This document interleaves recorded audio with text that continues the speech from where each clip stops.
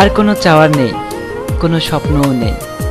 তোমাকে ভালোবেসেছিলাম, কোনো পাপ করিনি। কখনো চাইনি এতটুকু অপবিত্রতা আমার ভালোবাসায় দাগ কাটুক। আমার সমস্ত আস্থার বিশ্বাস থেকে তা রক্ষা করেছি, যার ফলাফল তুমি হারিয়ে গেলে।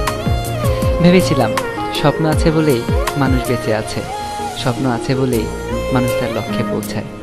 আজ যা বুঝলাম তার সবটাই উল্টো। স্বপ্ন কখনো সত্যি হয় না। তোমাকে কোনো দোষ দেব না, ভুল যা ছিল সবই আমার। আমি জানি তুমি কি ছিলে, কেমন ছিলে, তবে আমিও কোনো ভুল করিনি। কারণ আমি জানতাম তুমি যে সুখের ঠিকানা খুঁজেছিলে সেখানে কোনো সুখ ছিল না, ছিল বুক ভরা কষ্ট। আর কষ্ট মানেই হচ্ছে একটি তাজা নরক। আমি জেনে শুনে তোমাকে সেই নরকে নিয়ে আসতে পারি না। এই যন্ত্রণা সবাই সইতে পারে না, তুমিও পারতে না। আমি পারি, আমাকে পারতেই হবে। কারণ কষ্ট নামের এই নরকেই আমার বেঁচে থাকা। কষ্ট সে যত বড় নরকই হোক না কেন, এর পরিধি, এর গতিবিধি এবং আচরণ আমি সব বুঝতে পারি।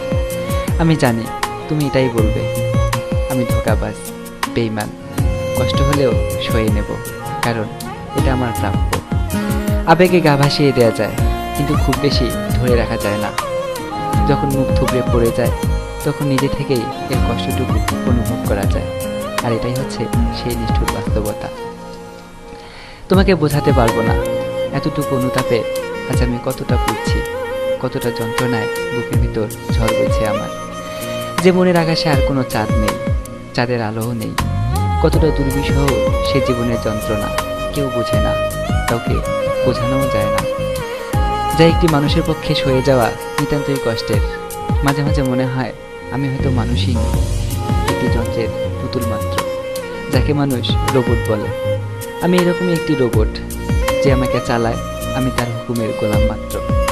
আমি কষ্ট পেলেও তার কিছু যায় আসে না, কারণ সে জানে রোবটের নিচে বলে কোনো কিছুই নেই। কিন্তু এটাই সত্যি, আমিও রক্ত মাংসে করা একটি মানুষ।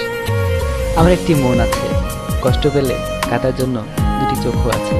তবুও কেউ বুঝলো না, আর কাউকে বলবো না, কোনো দিন না। আমার কষ্টের এটি কথা। যদি কখনো এই কথাগুলো জানতে পারো তাহলে হয়তো আরো বেশি ঘৃণা করবে আমায়। তবু যদি পারো প্লিজ আমায় ঘৃণা করো না, এই ঘৃণার মানুষটিকে ক্ষমা করো। ভুলে যাবে জানি, এই কথাগুলো শুনে যদি মনে পড়ে যায় তাহলে মন থেকেই মুছে ফেলো।